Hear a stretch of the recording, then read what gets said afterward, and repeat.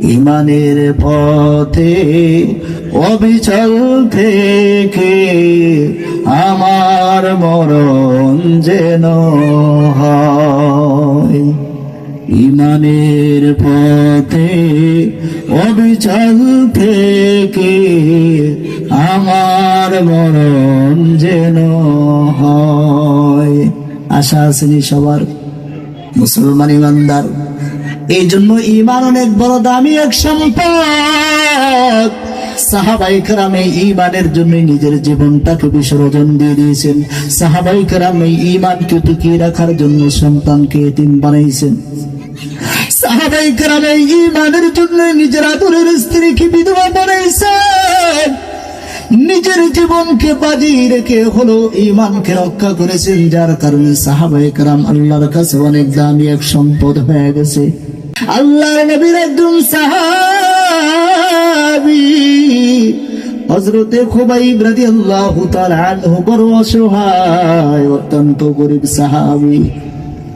কিতাবের ভিতরে আসছে হযরতে খুবাইব রাদিয়াল্লাহু তাআলা আনহু এত গরীব, তিন বেলা খাবারের মতো তৌফিক হযরত খুবাইব রাদিয়াল্লাহু তাআলা আনহুর ছিল না। গায়ে একটা ভালো পোশাক ছিল না, জীর্ণ শীর্ণ পোশাক, চুল গুরু এলোমেলো থাকতো, সেরা জামা গায়। অত্যন্ত গরিব মানুষ। শুধু মানুষটা গরিব, মানুষের ঈমানের ইতিহাসটা খুব ভালো করে শুনবা হে মুসলমান।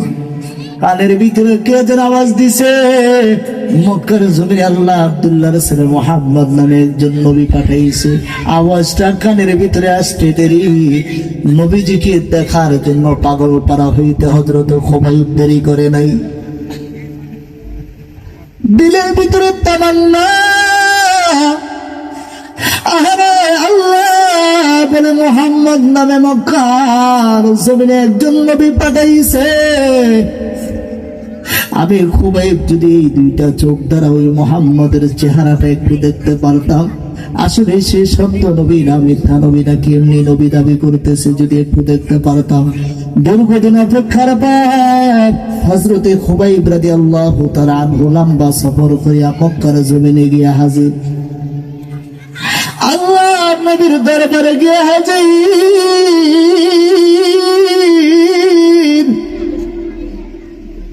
আল্লাহর নবীর চেহারা মুবারকের দিকে হযরতে খুবাইবের দৃষ্টিটা পড়তে না পড়তে হযরতে খুবাইবের জবান থেকে বের হয়ে গেছে, আশহাদু আল্লা ইলাহা ইল্লাল্লাহু ওয়াহদাহু লা শারীকা লা ওয়া আশহাদু আন্না মুহাম্মাদান আবদুহু ওয়া রাসূলুহু। আল্লাহু আকবার। নিজের অনুচ্ছায় কালিমা পড়া মুসলমান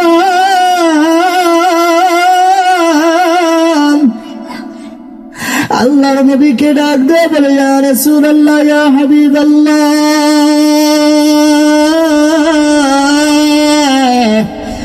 এতদিন শুধু মুহাম্মদ মুহাম্মদ নামটা আমার কানে বাড়ি মারছিল, কানে আওয়াজটা গেছিল, মুহাম্মদ নামে কাউকে দেখি নাই। ইয়া রাসূলুল্লাহ, ইয়া হাবিবাল্লাহ, মুহাম্মদ নামে কেমন নবী আল্লাহ দুনিয়ার জমিনে পাঠাইছে? ওই মুহাম্মদের চেহারাটা দেখার জন্য লম্বা সফর করে মক্কার জমিনে আসলাম। ইয়া রাসূলুল্লাহ, ইয়া হাবিবাল্লাহ, ওগো পয়গম্বর, আমার বিশ্বাস হয়ে গেছে এরকম চেহারার মানুষটা কোনোদিনও মিথ্যা নবুয়তি দাবি করতে পারে না। সত্যি আল্লাহ রব্বুল ইজ্জত রব্বুল আলামিন তাকে নবী হিসাবে দুনিয়াতে পাঠাইছেন।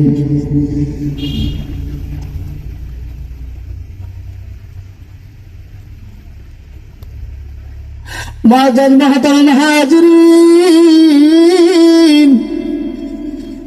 হযরতে খুবাইব ডাক দিয়ে বলে, ইয়া রাসূলুল্লাহ, ইয়া হাবিবাল্লাহ, আমি তো নিজেই কালিমা পড়েছি, আপনার জবানে আমাকে আবার কালিমা পড়ে মুসলমান বানায় দেন। আল্লাহ নবী পড়ে দিন লা ইলাহা ইল্লাল্লাহু মুহাম্মাদুর রাসূলুল্লাহ। ঈমান নামক দৌলত নিয়ে হযরত খুবাইব বাড়ি থেকে রওনা। মক্কার প্রতিটা কাফেরের কর্ণকুহরে পৌঁছে গেছে যে হযরতে খুবাইব জীর্ণ শীর্ণ একজন মানুষ, একজন গরিব মানুষ, সে নাকি মুহাম্মদের কালিমা পড়ে মুসলমান হয়ে গেছে। আবু জাহেল, আবু লাহাব, উতবা, সায়বা মক্কার বড় বড় কাফেররা বরদাস্ত করতে পারে নাই, লোক পাঠিয়ে দিছে, যা যা খুবাইবের বাড়িতে গিয়া বল, কারণ ও গরিব মানুষ, ওর টাকা নাই, পয়সা নাই, জায়গাও নাই, জমিও নাই, হয়তো না মুহাম্মদ তাকে কোন লোক দেখাইছে, এই জন্য সে কালিমা পড়ে মুসলমান হয়েছে। শীঘ্রই যা খুবাইবকে মুহাম্মদের কালিমা মুহাম্মদকে ফিরিয়ে দেওয়ার জন্য। মক্কার লিডারের অনুমতি পাইয়া একদল লোক হযরতে খুবাইব রাদিয়াল্লাহু তাআলা আনহু দরওয়াজায় গিয়ে হাজির। ডাক দেয়া বলে, খুবাইব তুমি নাকি আব্দুল্লাহর ছেলে মুহাম্মদের কালিমা পড়ে মুসলমান হয়ে গেছো। ওই যে বড় বড় লিডাররা পাঠাইছে মুহাম্মদের কালিমা মুহাম্মদকে ফিরিয়ে দেওয়ার জন্য। প্রয়োজনে যদি তোমার টাকার লোভ থাকে তোমাকে টাকা দেওয়া হবে, যদি তুমি ক্ষমতার লোভ তোমার ভিতরে থাকে ক্ষমতা দেওয়া হবে, বিনিময় শুধু ওই কালিমাটা ফিরিয়ে দাও। হযরত খুবাইব রাদিয়াল্লাহু তাআলা আনহু ডাক দেয়া কয়, রে ভাই, আমি জাহান্নামের আসামি ছিলাম, কালিমা পড়ে মুসলমান হয়েছি, জান্নাতে যাইতে চাই। আমি তো জাহান্নামের আসামি ছিলাম, কালিমার মতো ট্যাবলেট খাইয়া আমি মুসলমান হয়েছি। ওই ট্যাবলেটের পাওয়ার আমার প্রতিটা পশমের গুড়ায় গুড়ায় প্রবেশ করেছে। বিনিময় তোমরা আমার জীবনটা ফিরিয়ে নিতে পারো, তবু আমার ভিতর থেকে ঈমানটা তোমরা ছিনিয়ে নিতে পারবে না। আল্লাহু আকবার বলেন। লোকগুলো লিডারদের কাছে গিয়ে হাজির। ডাক দেয়া বলে, বাদশা ফেরাউন, বাদশা আবু জাহেল, উতবা, সায়বা, ওই যে খুবাইবকে তো দুনিয়ার বিভিন্ন ক্ষমতার লোভ দেখাইলাম, টাকার লোভ দেখাইলাম, কিন্তু খুবাইব এমনকি কালিমা গ্রহণ করেছে, নিজের জীবনকে বিসর্জন দিতে রাজি, কিন্তু ঈমানটা ছাড়তে রাজি না। বলে, আর দেরি করিস না, আর দেরি করিস না, এত সহজ ওর ভিতর থেকে ঈমান নামক বস্তুটাকে বের করা যাবে না। বলে, তাহলে কি করতে হবে? বলে, এখনই তার তাকে ঘর থেকে বের করে একটা নির্জন ঘরের ভিতরে আবদ্ধ করে দে, চতুর্দিকে দরজা জানালাগুলো বন্ধ করে দে, ওই ঘরটার ভিতরে তাকে আবদ্ধ করে রাখা হোক, ওই ঘরটার ভিতরে তাকে আবদ্ধ করে রাখা হবে। পানি দেওয়া হবে না, খাবার দেওয়া হবে না, বাতি দেওয়া হবে না, সাথী দেওয়া হবে না। খুবাইব যখন ওই ঘরের ভিতরে পানি পাবে না, বাতি পাবে না, সাথী পাবে না, খাবার পাবে না, তখন দিন দিন দুর্বল হইতে হইতে খুবাইব এক সময় কালিমা ছেড়ে দিবে।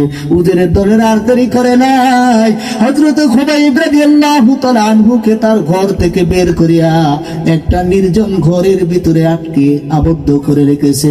দরজাগুলো বন্ধ করে দিছে, জানালাগুলো বন্ধ, ঘরের ভিতরে কোনো বাতি নাই, অন্ধকার অন্ধকার। সমস্ত দরজা জানালাগুলো বন্ধ করে দিয়েছে। একজনকে নিযুক্ত করেছে, তুমি কিছুক্ষণ পর পর গিয়া খুবাইবের অবস্থা দেখবা, খুবাইব দুর্বল হইতেছে কিনা এই খোঁজ খবরটুকু নিবা। মুসলমান ইমানদার আল্লাহর গোলাম, সময় অনেক খুব সংক্ষেপে বলতেছি।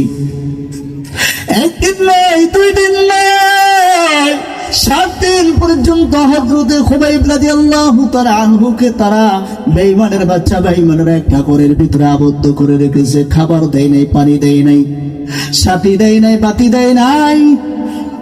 7 দিন যখন পূর্ণ হয়ে যায়, ঘরের দরজায় গিয়া এক কাফের একটা বেঈমান গিয়া হাজির।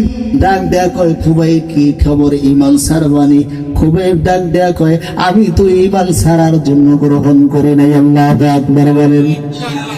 আমি ঈমান ছাড়ার জন্য কালিমা পড়ি নাই। বলে, খুবাইব 7 দিন পর্যন্ত তোমার মুখে পানি নাই, খাবার নাই, 7 দিন পর্যন্ত তুমি এই ঘরটার ভিতরে আবদ্ধ ছিলে, তোমাকে খাবার দেওয়া হয় নাই, পানি দেওয়া হয় নাই। আমি তো ভেবেছিলাম তুমি দুর্বল হয়ে গেছো, কিন্তু তোমার কথা এত স্ট্রং কেন? হযরত খুবাইব ডাক দেয়া কয়, যদিও তোমরা আমাকে খাবার দাও নাই, পানি দাও নাই, যদিও আমার মুখে খাবার নাই, পানি নাই, কিন্তু আমার ভিতরে ভিতরে একটা ঈমান নামক দৌলত আছে। আল্লাহু আকবার বলেন। যদিও আমার পেটে কোনো খাবার যায় নাই, কিন্তু ভিতরে আমার ঈমানি পাওয়ার অনেক বেশি। বেঈমানরা ডাক দেয়া কয়, খুবাইব তাহলে কি এখনো তুই ঈমান ছাড়বি না? বলে, না, ছাড়ার জন্য তো আমি ঈমান আনি নাই। বলে, তাহলে আরো কঠিন পদক্ষেপ নেওয়া হবে। বলে, যত পদক্ষেপ নেওয়ার আছে নাও। এই খুবাইব মালিকের মহব্বতে নিজের জীবনকে বিলিয়ে দিতে রাজি, কিন্তু আল্লাহর উপর থেকে ঈমান ছাড়িয়া খুবাইব জাহান্নামের আগুন ভোগ করতে রাজি না। আল্লাহু আকবার বলেন। বেঈমানদের একটা মেয়ে ছিল অত্যন্ত রূপবতী, গুণবতী, অত্যন্ত সুন্দরী। সে চিন্তা করলো, খুবাইব তো 7 দিনের অনাহারী, কোনো খাবার তার পেটে যায় নাই, মুখে কোনো পানি যায় নাই, তাহলে খুবাইব কি খায় এত শক্তিশালী হইল? এখানে তো কোনো খাবারের ব্যবস্থা নাই, রাত্র গভীর হয়ে গেছে। বেঈমানের সেই মেয়েটা হযরত খুবাইব রাদিয়াল্লাহু তাআলা আনহুর কে যেই ঘরের ভিতরে আবদ্ধ করা হয়েছে, ঘরের পাশে গিয়ে হাজির একটা ছিদ্র ছিল। গভীর রজনীতে ওই ছিদ্রটা দিয়া বেঈমানদের সেই সুন্দরী মেয়েটা যখন ভিতরের দিকে তাকাইছে, দেখতেছে যে অন্ধকার ঘরের ভিতরে খুবাইবকে রাখা হয়েছে। খুবাইবের চেহারার নূরে ওই ঘরটা আলোকিত হয়ে গেছে। শুধু তাই নয়, অবাক হয়ে গেছে, অবাক। আহারে, তুই সাধারণ কোন মানুষ না, যার চেহারার আলোতে অন্ধকার ঘরটা আলোকিত হয়ে গেছে। সাধারণ কোন মানুষ না।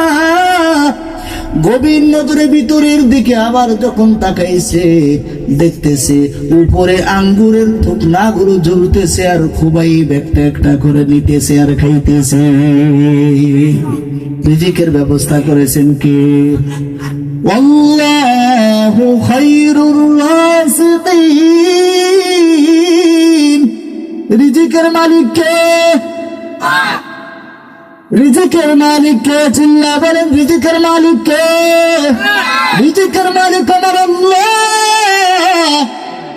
রিজিক কোন মাখলুকের হাতে না, রিজিকের মালিক আমার আল্লাহ। আল্লাহ খুবাইব রাদিয়াল্লাহু তাআলা আনহুর রিজিকের ব্যবস্থা করেছে। বেঈমানরা ঘরের দরওয়াজায় গিয়ে হাজির। বেঈমানরা ঘরের দরওয়াজায় গিয়ে হাজির। কোন বর্ণনায় আসছে যে সুন্দরী মেয়েটা হযরত খুবাইবের এই অবস্থা দেখেছে। সুন্দরী মেয়েটা বাহির থেকে ছিদ্র দিয়ে আওয়াজ দেয়, খুবাইব রে, আমি তোমাকে চিনতে পেরেছি, তুমি সাধারণ কোন লোক না। ওরে খুবাইব, তুমি সাধারণ কোন ঈমানদার না। খুবাইব রে, আর তেরি কেন তুমি যেই কালেমার অপরাধের কারণে আজ জেলখানার ভিতরে আবদ্ধ হয়েছ, অন্ধকার ঘরের ভিতরে আবদ্ধ হয়েছ, আমাকে ওই কালিমা পরে ওই কালিমার আসামি বানিয়ে দাও। লা ইলাহা ইল্লাল্লাহু মুহাম্মাদুর রাসূলুল্লাহ। বেঈমানরা হযরত খুবাইবের দরজায় গিয়ে হাজির। হযরত খুবাইবকে ডাক দিয়ে বলে, খুবাইব, এখনো কি তুই ঈমান ছাড়বি না? বলে, ঈমান তো ছাড়ার জন্য আমি ঈমান গ্রহণ করি নাই, প্রয়োজনে আমি এই ঈমানের জন্য নিজের জীবনকে বিলিয়ে দিব। বলে, তোকে তৈলের ড্যাগে নিক্ষেপ করে দুনিয়া থেকে বাড়া হবে। ডাক দেয়া খুবাইব ডাক দেয়া কয়, ওই তৈলের ড্যাগের ভয় আমি খুবাইবকে দেখে লাভ নাই, কারণ তোমরা আমাকে পর্যন্ত তৈলের ভিতরে যখন ছাইরা দিবা, আমি সামান্য সময় কষ্ট পাইব আর মালিকের তৈরি জান্নাতে চলে যাব, কিন্তু আমি মালিকের উপর থেকে ঈমানটাকে হারাইয়া আবাদুল আবাদ জাহান্নামের আগুন ভোগ করতে আমি চাই না। আল্লাহু আকবার বলেন। বেঈমানরা ডাক দেখো, খুবাইব তাহলে বুঝতে পারছি তুমি ঈমান ছাড়বা না। নরম কথায় যদি ঈমান না ছাড়ো, তাহলে গরম ব্যবস্থা আছে। বলে, এর চেয়ে কি গরম ব্যবস্থা তোমাদের আছে, ওটা তোমরা প্রস্তুত করতে পারো। আমি খুবাইব ওই শাস্তি ভোগ করার জন্য প্রস্তুত আছি। আল্লাহু আকবার বলেন। বেঈমানরা বরদাস্ত করে নাই। হযরত খুবাইব রাদিয়াল্লাহু তাআলা আনহু দুইটা হাতকে পিছন দিক দিয়া বাইদা ওই অন্ধকার ঘরটার ভিতর থেকে হযরত খুবাইবকে বের করে রেখেছে। সামনে সামনে হযরতে খুবাইব যায় আর পিছনে বেঈমানের দলরা যাইতেছে। কি কাদের ভিতরে আসছে, হযরতে খুবাইবকে তারা পিছন থেকে লাঠি উষ্টা মারতেছে আর বলতেছে ঈমানটা ছাড়িয়া দে। খুবাইব ডাক দেয়া করে ভাই, দুনিয়াতে তোমরা আমাকে এই বেইজ্জতি করে এটা আমি বরদাস্ত করা সম্ভব হবে, কিন্তু ঈমানটা যদি হারাইয়া আমি আমার মালিকের সামনে দাঁড়াই, ওই কোটি কোটি মানুষের সামনে আমি বেঈমান হইয়া আমি আমার এই চেহারাটাকে কিভাবে আমার মালিককে দেখাইব? আল্লাহু আকবার বলেন। মুসলমান ইমানদার আল্লাহর কোরআন বেঈমানরা ঘোষণা করে দিয়েছে অমুক দিন অমুক সময় অমুক মাঠের ভিতরে হযরত খুবাইবকে ফাঁসির কাস্টে ঝুলানো হবে, সবাই হাজির হইবা। খুব লম্বা ইতিহাস সংক্ষেপ করে বলতেছি, ময়দানের ভিতরে হযরত খুবাইবকে নিয়ে হাজির। উপরে একটা তক্তা ফিট করা হয়েছে, নিচে একটা তক্তা ফিট করা হয়েছে, বিশাল করে ফাঁসির মঞ্চ বানায়, উপরে একটা তক্তা নিচে একটা তক্তা, এখানে একটা খুঁটি ফিট করেছে, এখানে একটা খুঁটি ফিট করিয়া হযরতে খুবাইব রাদিয়াল্লাহু তাআলা আনহুকে ডাক দেয়া কয়, খুবাইব রে, ওই ময়দানের দিকে একটু তাকা, কি দেখা যায় দেখ। হযরতে খুবাইব ডাক দেয়া কয়, ওটা তো ফাঁসির মঞ্চ, বলে যদি তুই ঈমান না ছাড়া একটু পরেই তোমাকে ওই ফাঁসির কাস্টে ঝুলানো হবে। হযরতে খুবাইব ডাক দেয়া কয়, আমাকে ওই ফাঁসির কাস্টে ঝুলানোর ভয় দেখে লাভ নাই, আমি খুবাইবের ঈমান সাধারণ কোন ঈমান না। তোমরা যদি ওই ফাঁসির কাস্টে ঝুলে আমি খুবাইবকে দুনিয়ার জমিন থেকে বিদায় করে দাও, সুম্মা উহিয়া, এরপরে যদি আমার মালিক আমাকে আবার জীবিত করে দেয়, সুম্মা কুতিলা, এরপরে যদি তোমরা আমাকে আবার হত্যা করে, সুম্মা উহিয়া, এরপরে যদি আমার মালিক আমাকে আবার জীবিত করিয়া দেয়, একবার নয় দুইবার নয়, যতটা জীবন আমাকে আমার আল্লাহ দান করবে, প্রতিটা জীবন আমি খুবাইব কালিমার জন্য বিলীন করে দিব।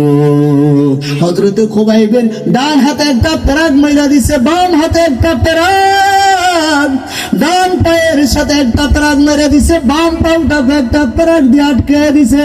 হযরতে খুবাইবকে ডাক দেয়া কয়, খুবাইব ডান হাতটা লড়া, খুবাইব লড়াইতে পারে না, বাম হাতটা লড়াইতে পারে না, ডান পা লড়াইতে পারে না, বাম পাটা লড়াইতে পারে না। বেঈমানরা ডাক দেয়া কয়, খুবাইব ডান হাতের ক্ষমতাও শেষ, বাম হাতের ক্ষমতাও শেষ, ডান পায়ের ক্ষমতাও শেষ, বাম পায়ের ক্ষমতাও শেষ, এবার বলে ঈমানটা ছাড়বিনি।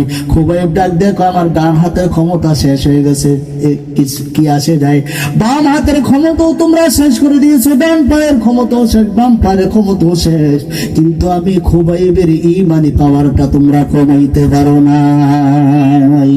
আখির দাওয়ানা আলহামদুলিল্লাহি রাব্বিল আলামিন।